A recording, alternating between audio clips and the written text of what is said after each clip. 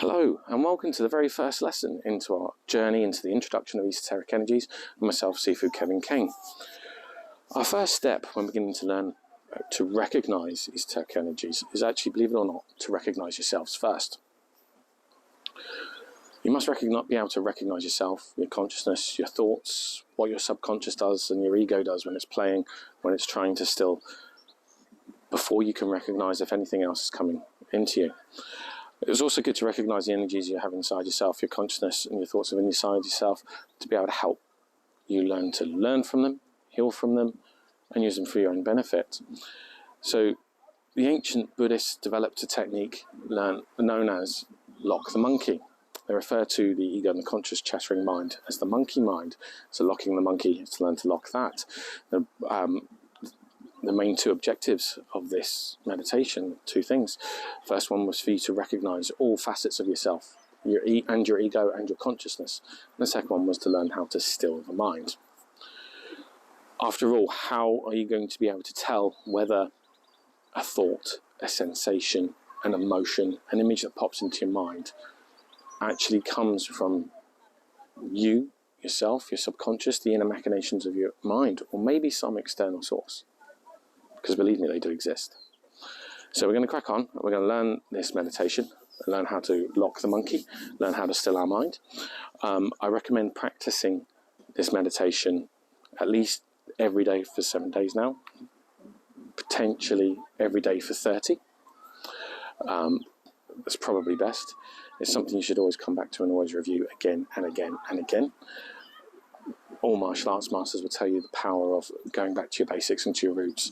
Wherever you are on your meditation and spiritual journey, you come across meditation blocks, a bit like writers come across writer's blocks, where you find it hard to connect, let go and still the mind.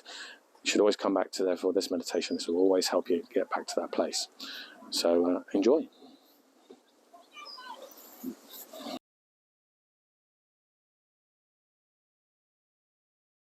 So, our meditation space comes first.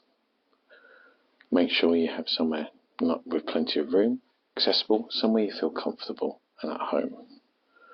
Outdoors in nature is also a wonderful place to meditate. Can't highlight that enough. Meditating outdoors in nature is always fantastic for you.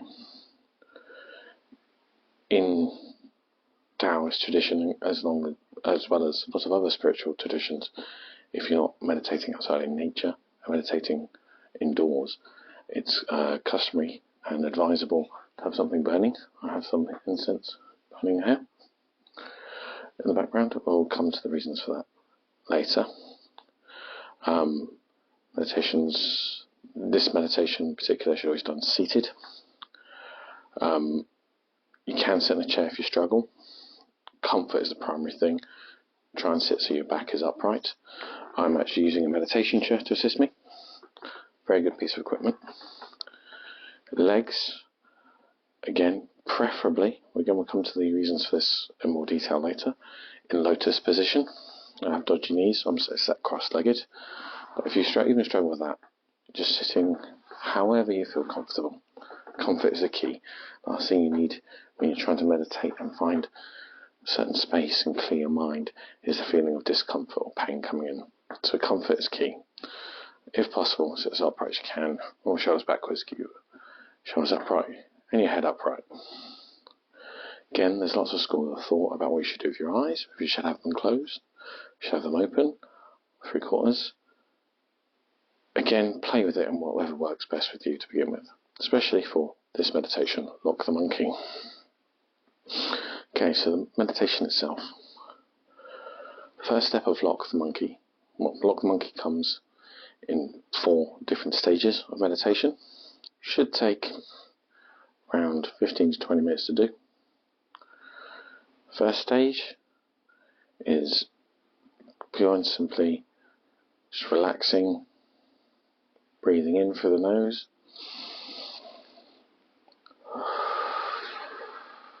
out through the mouth. Try and reverse your breathing, as we say in martial arts, as you breathe in. Inflate the diaphragm and the stomach,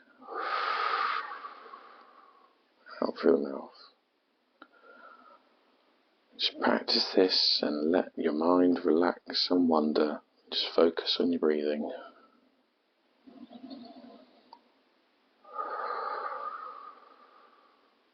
If you have thoughts come into your head, acknowledge them, let them play out and go.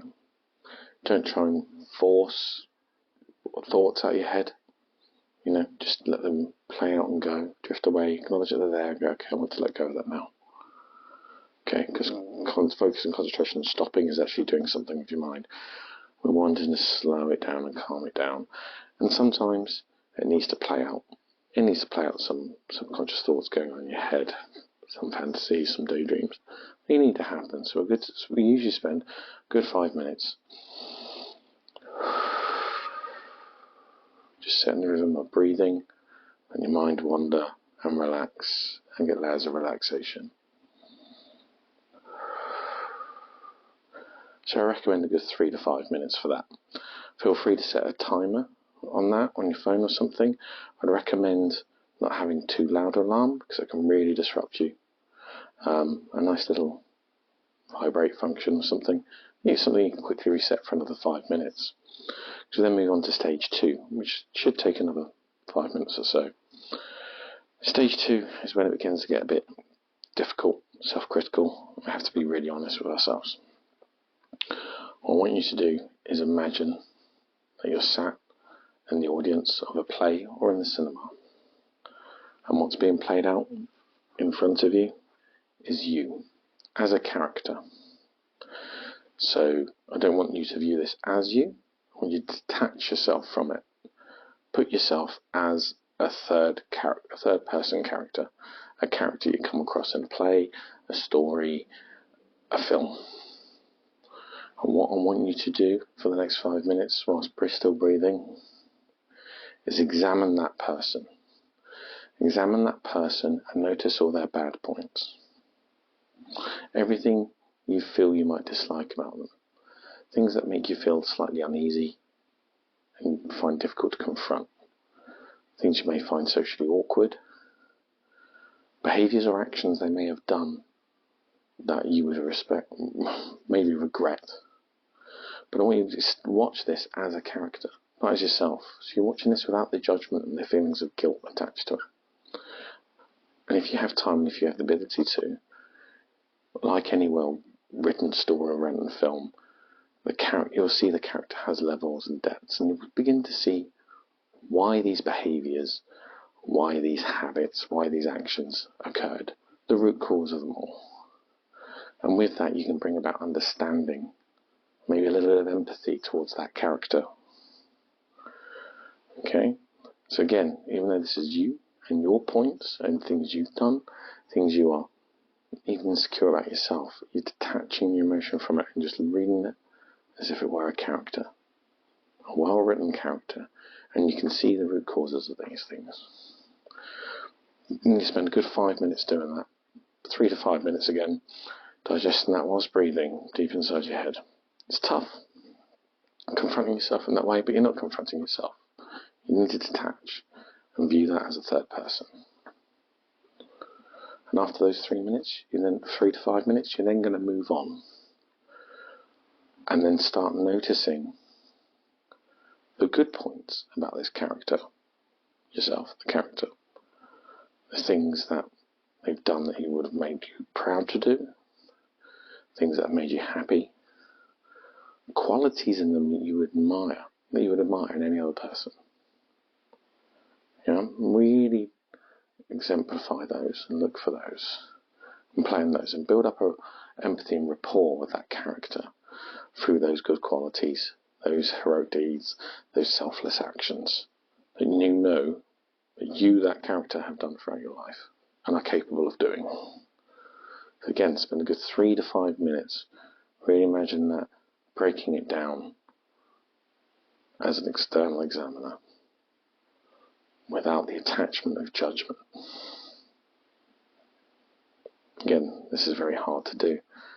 So really looking inside yourself in that way, in that detached way, very difficult. Detaching the judgment, very, very difficult thing to do, but something we must do if we need to confront ourselves and know ourselves. and to move on with our spiritual journey.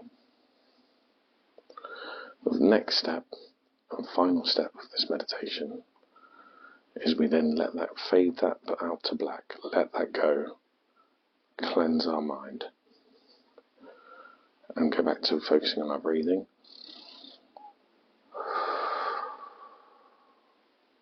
And the next task is simple.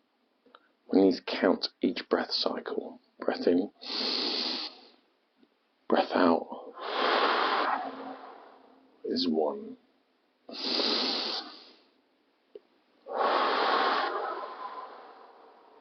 2.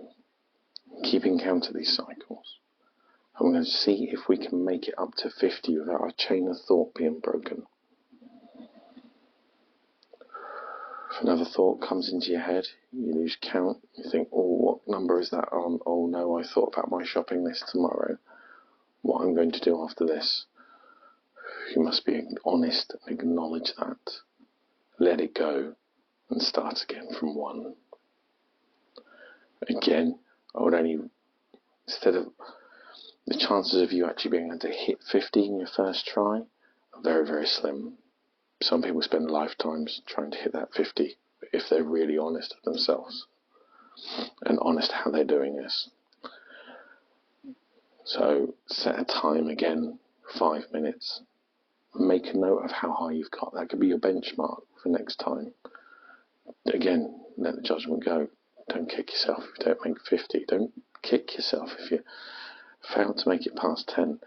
This whole exercise and this whole course is about being honest with yourself and to truly develop your ability to recognize and manifest and manipulate these esoteric energies. It's all about honesty in acknowledging yourself. You can't cheat this course.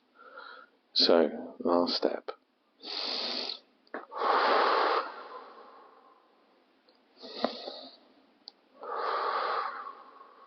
Purely counting breath cycles up to 50. So again, that's your first exercise at the beginning of this course. Thank you for joining in. Feel free to comment, email me, ping me a message, asking me any questions you want. I'll do my best to get back to you as soon as I can, as openly and honestly as possible. And to join me for exercise 2 on this course, then please like and subscribe.